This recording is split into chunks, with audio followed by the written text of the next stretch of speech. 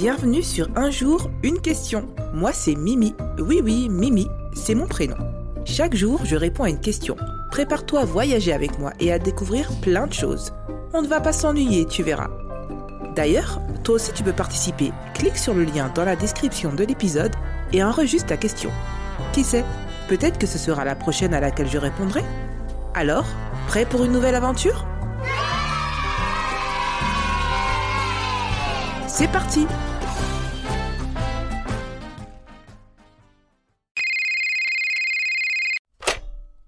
Coucou, j'aimerais bien savoir comment les cascades se sont formées.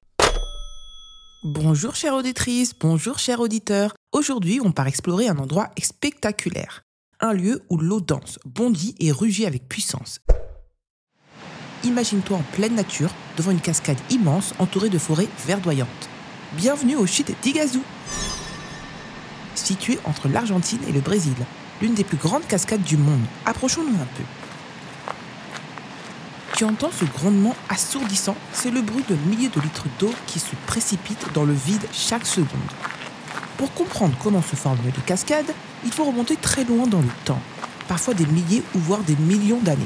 Tout commence avec l'eau, les roches et beaucoup de patience. Une cascade apparaît quand une rivière rencontre un obstacle, comme une grande falaise ou une roche très dure. L'eau, en coulant, creuse petit à petit la roche. Certaines parties s'usent plus vite que d'autres, et cela crée une sorte de bord ou de pente très raide. L'eau tombe alors dans le vide avec force, formant une belle cascade. Mais une cascade ne reste jamais figée. Avec le temps, l'eau creuse et grignote la roche sur laquelle elle coule. Petit à petit, elle recule en remontant son cours, modifiant ainsi tout le paysage autour d'elle. Certaines finissent même par disparaître complètement, tandis que d'autres deviennent plus grandes et plus spectaculaires. Par exemple, les célèbres chutes du Niagara en Amérique du Nord reculent chaque année de quelques centimètres à cause de l'érosion constante provoquée par la force de l'eau qui frappe la roche sans relâche. Et sais-tu qu'il existe plusieurs types de cascades ? Certaines sont en escalier, d'autres tombent en un seul jet puissant, comme les chutes d'Angel au Venezuela en Amérique du Sud. La plus haute du monde fait 979 mètres.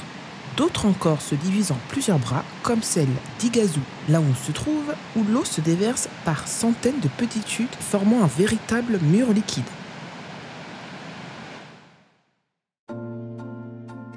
En plus d'être magnifiques, les cascades jouent un rôle essentiel dans la nature. Elles oxygènent l'eau des rivières, créent des habitats pour de nombreux animaux et contribuent à façonner les paysages au fil du temps.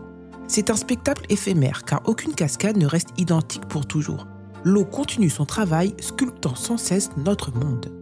Lorsque tu observes une cascade, imagine le temps qu'il a fallu pour qu'elle devienne ce qu'elle est aujourd'hui. Chaque goutte d'eau a lentement façonné la roche, creusé son lit et transformé le paysage au fil des siècles.